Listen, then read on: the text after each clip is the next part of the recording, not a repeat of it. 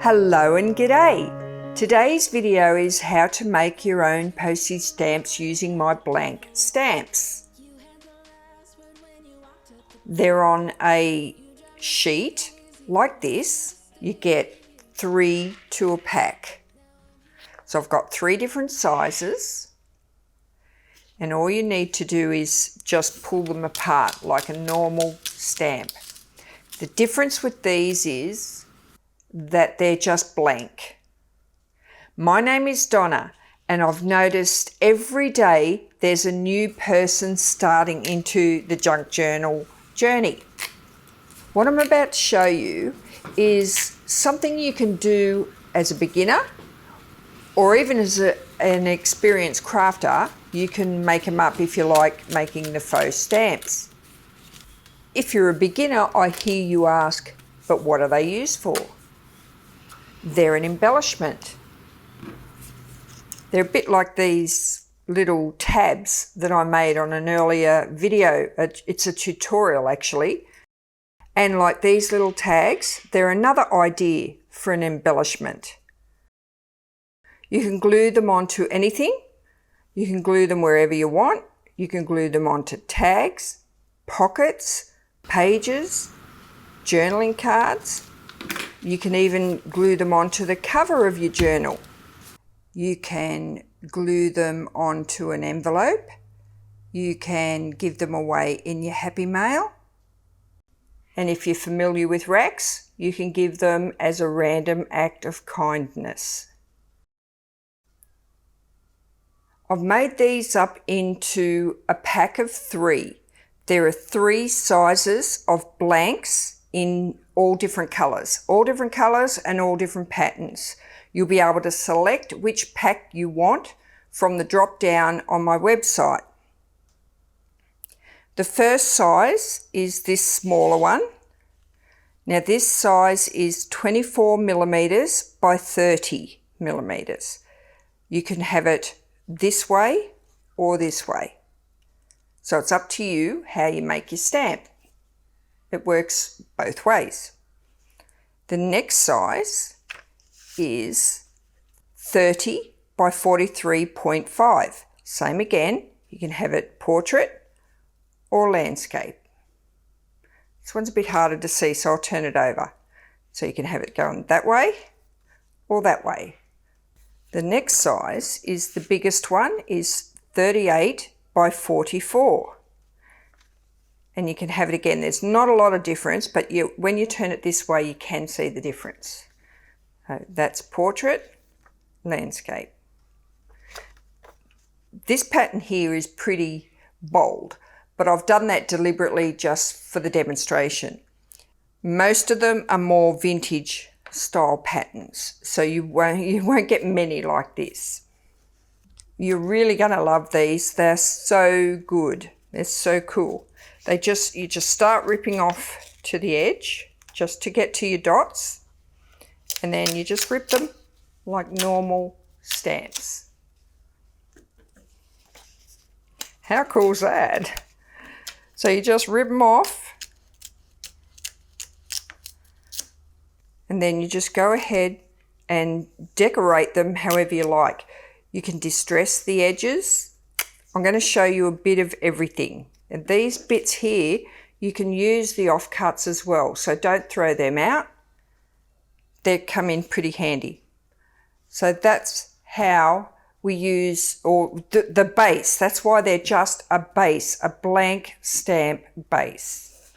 Now another thing I've done, for the first 10 people that go to my shop and buy a set of these, I'm going to give away a stamp template. I've got a set of 3 of these stamp templates. They'll go in the first 10 packs. So that's a template for the biggest one. So that fits just inside there. That's a template for the middle one and the smaller one. So what this template does, it fits just inside the stamp, okay? So if you want to make the small stamp here, you want something, and you've got a piece of paper, you've got some pattern paper, and you just put this template over here until you find somewhere that you want, that you think will look good. So you know that little bit there will fit on this stamp. Now at the moment, this template is fitting pretty much perfectly on there, and that might be too big. So the idea of the template is, you know, you can't cut out anything bigger than this space. So you need to have something no bigger than this space will fit on that stamp. All right, so what you can do is trace around it. You just get your pencil, you find what you want. You might just want to trace that chair, and you just get your pencil and trace around it. Now you can cut that out smaller, or you can tear it, or you can cut it out exactly the same size. But that's what the templates are used for. They are very handy. So there's 3 sizes for each size stamp.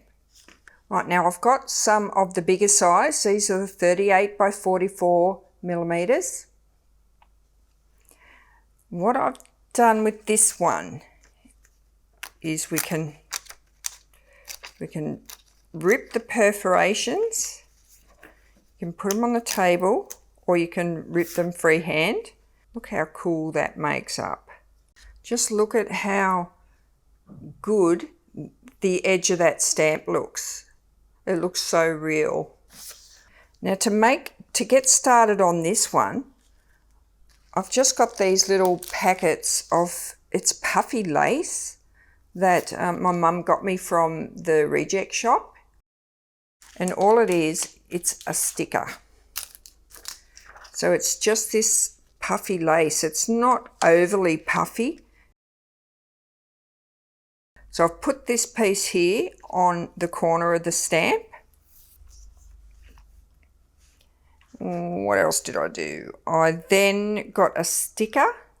I've got some stickers from AliExpress, and I just cut off this area here. I used it on something else, and this piece was left over. So I put that in the opposite corner, and I fussy cut a little bird, and I'm just going to sit that there. So that looks a bit messy, just like that. You would think, oh gosh, what are you doing? But when you put something over the top to connect the two, that works. My bird is just a little bit too big for this stamp, but I'm not worried about that. Just say this was my page, and I was to glue that. Once I glued the bird on here, and I was to glue that into my journal, and then go ahead and put my rubber stamp over that, that's going to look beautiful on a journal page. So this is the book I got the bird out of. It's just an old book. I just go through and I fussy cut out the birds. So we'll glue that little fella down. Before I glued him down, I just wanted to show you how you can just build things up very, very easily. You know, you don't throw out anything. That little sticker was just a leftover, and I thought, I'm not throwing that out. I'm going to get to use it. I can come in and put some distress ink on that. I'm not going to do that now because I'm not sure where I'm actually going to end up putting this. And I'm not going to use my cancellation stamp on here yet either. And I'll do that in a minute when I show you some other ideas of stamps. Oh, by the way, I'm using art glitter glue. This is a really good adhesive. It goes on white and dries clear. It's very strong. So we're still using this size. Same idea. I've used a little piece of the offcut of this. It's was like a doily. And I just cut off sort of a corner of it. And I stuck that onto that corner. Now I've fussy cut a piece of a rose that was in another book, and I'm going to glue that down there, and see how it just sort of fills in that nice background, and I'm bringing it away from the edge of the stamp so I've still can see the background border. I've got a little piece of French vintage newsprint that I just ripped, and I'm going to put that on an angle. I don't want it to be straight, it just adds some interest. So I've got a number that I'll cut off the ticket. This is the full ticket. I've got these in my online shop as well, just some Easter tickets. They're in a little pack. So I've just cut the number off the little ticket here, that bit there. So I've just cut the end off and cut that out, and I can put that on there. So let's just build that bit up. And I'm not colouring this yet either. So all these bits and pieces that you've put aside are perfect for making stamps. You could colour the edge of this up before you put that on there. That would work really well. I've cut this out with this shape stamp in mind. I'm going to put that on an angle, and I'll put that straight. Just adds a little bit of interest. So there's stamp number 2. The next stamp I'm going to use is just this basic pattern here. Got a few different, I'm actually going to put some little packets in my online shop as well. And this will just be a few mixes. So they won't be in the sheets like I showed you here. They'll be just in these little packets, a few variations. So we'll use this one here, and I'm just going to go through this sheet here and pick out which one. So here's my template for this stamp. So I know that that little stamp there is going to fit. If I wanted to use this one, I know that's going to fit as well. So I go through and I pick which one that I want to put on this stamp here. So all of these are you know, going to fit reasonably well. I'm going to choose this one here because the colour is going to work quite well with it. So I'm just going to cut that out, and then I'll decide how I'm going to do it. So I'm just going to freehand it. You can use a ruler for things like this.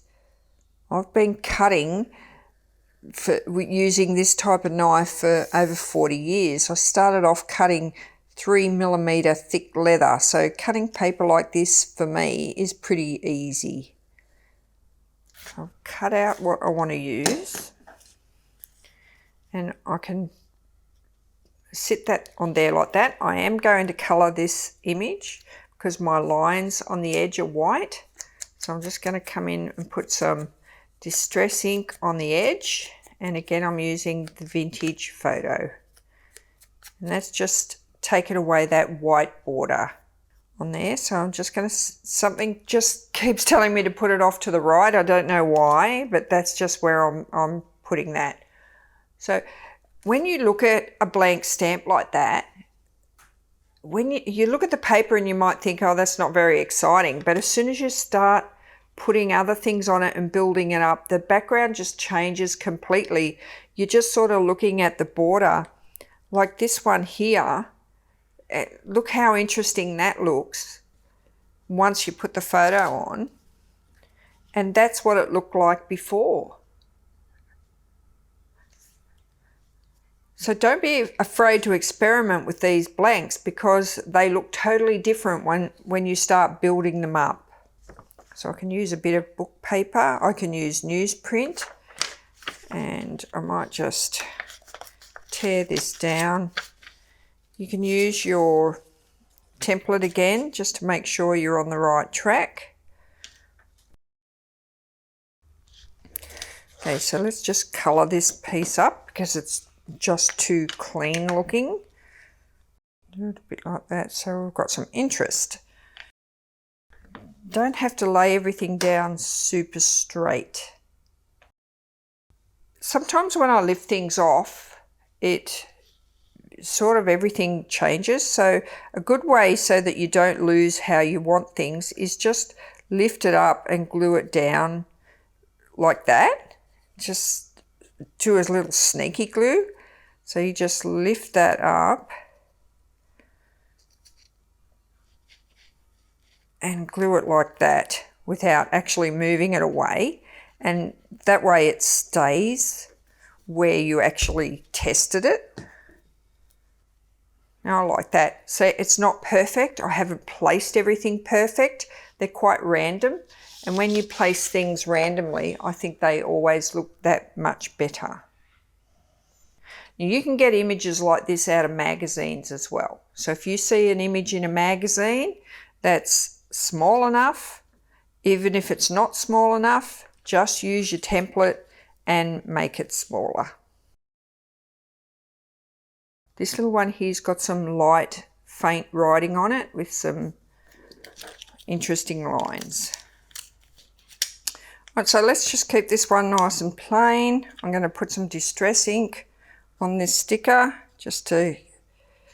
I'm just flicking it up on the edges while it's still on this little piece of acetate, and that will just stop it from being so white, because that's pretty white, that background. I'm going to peel that off. Is it going to peel off? And I'll pop that on there. I'll get this here, and it sort of looks like it's floating in nowhere, so I'm going to put it off to the angle. Very simple, this little tiny one, and what'll make this little small one come to life is when I actually put the stamps on it again. So that's pretty quick.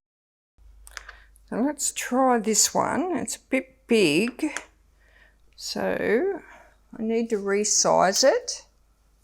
So I'm going to bring in my template. I know that it just needs to be about that size.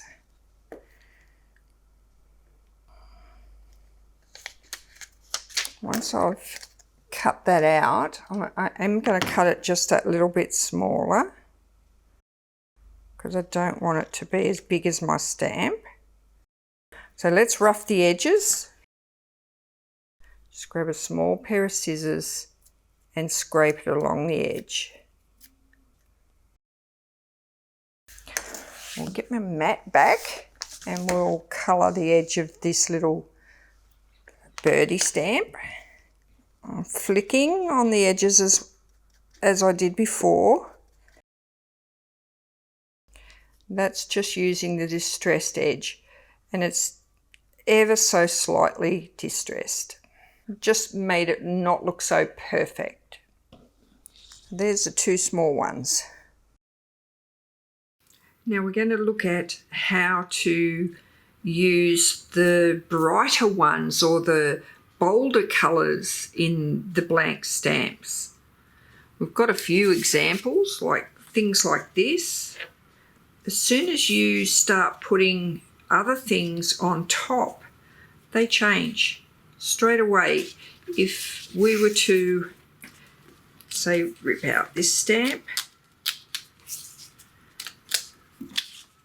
and look at that on its own and start putting a little butterfly on some cheesecloth, you're going to get a totally different look. The objective is to start putting more on there. I mean, there's nothing stopping you from putting a stamp on a stamp.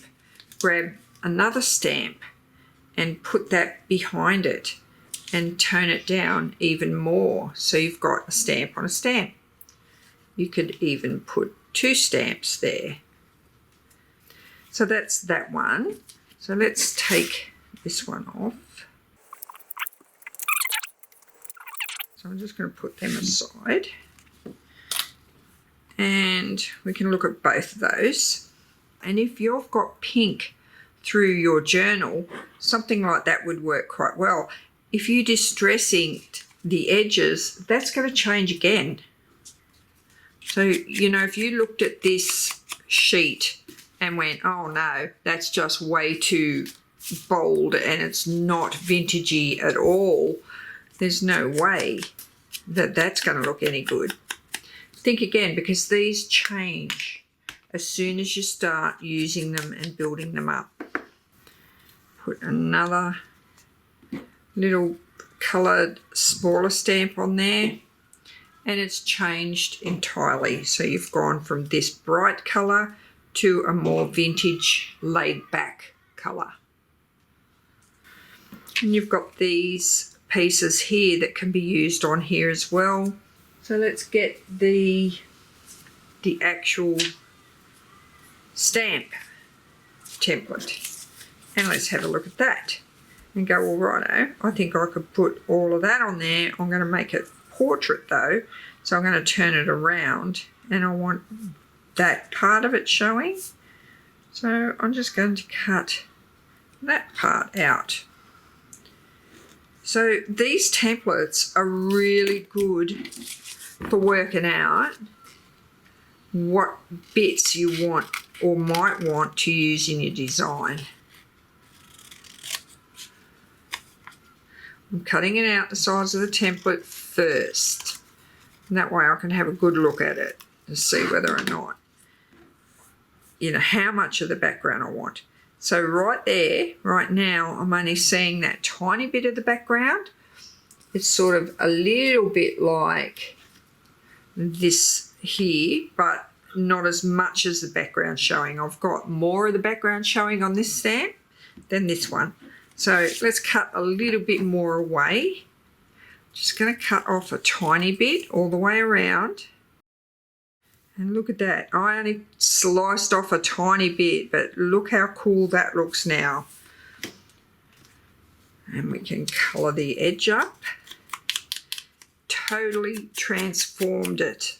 I would even go as far as going, I could leave it like that and then come in with my stamps here once that's in my book, and I'd be happy with that being a nice plain stamp. I could colour that first, but again I'm not going to because I don't know where or what page I would put it in. Come along and put the butterfly on there, which looks fantastic. Okay, this particular stamp might not suit a rubber stamp later on, but we could always just put the edge, the end of a rubber stamp on there if we were to put that end page. So that there, we got that. They look fantastic. So don't be put off by looking at these blanks as a full pattern. Look at them when you've put something on top of them, how they look or might look when they're finished, using a bit of a layer. Here's a tip for the cheesecloth. This is a piece of purchased cheesecloth that you could use for the butterfly. Just go through your stacks or your paper, find a butterfly, fussy cut him out, and then glue that onto your cheesecloth. This here is a sling. It's a triangle. So you know when you break your arm, go to your first aid kit. This was a vintage first aid kit I got this sling out of from many, many years ago. So I've just been using it. I've been cutting it up and using it in my junk journaling. So if you've got a vintage first aid kit, go and have a look and see if you've got a fabric sling in it. Now I'll show you how to put the post office mark on your stamp.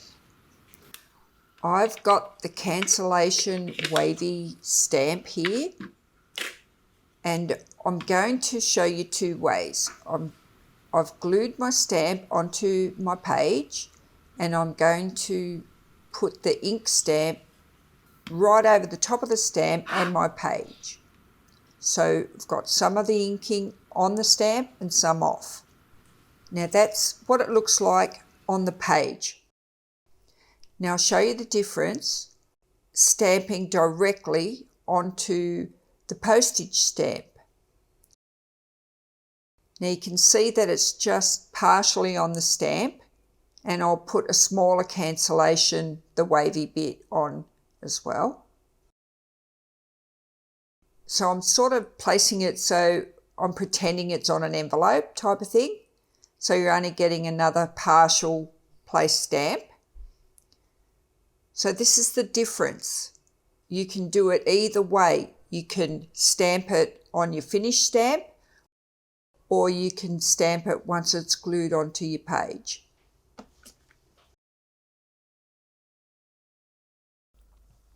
Here's another idea for the blank, the craft style paper to make a stamp up.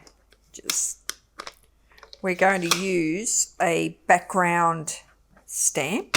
This is a lace design. I'm just going to take off one stamp.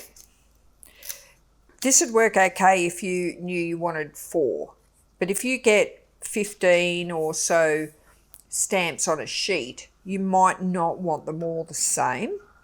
So just do 1. Just get a bit of ink on your stamp. So I'm only going to put the corner on because I only want to do 1 stamp.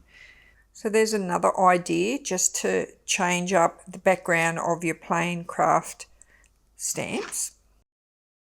I've got a pretty flower and some text here with a bird. Of course that's too big, but I'm only going to use a piece of it. And I've got some music sheet. I'm guessing here I'm really being rough. I can't see where I need this to go. And see how pretty that looks. Doesn't matter that it's a hit and a miss. It doesn't matter at all. It doesn't matter if I do it upside down because I can turn my stamp around. And now I've got that. So I've got 3 entirely different looks just by stamping on the craft paper. So don't forget, you can use your stamp pads as well to get a nice background. If you have a text block, stamp some text over the top of your floral and your patterned stamps as well. I'm Donna. Thanks for watching, and bye for now.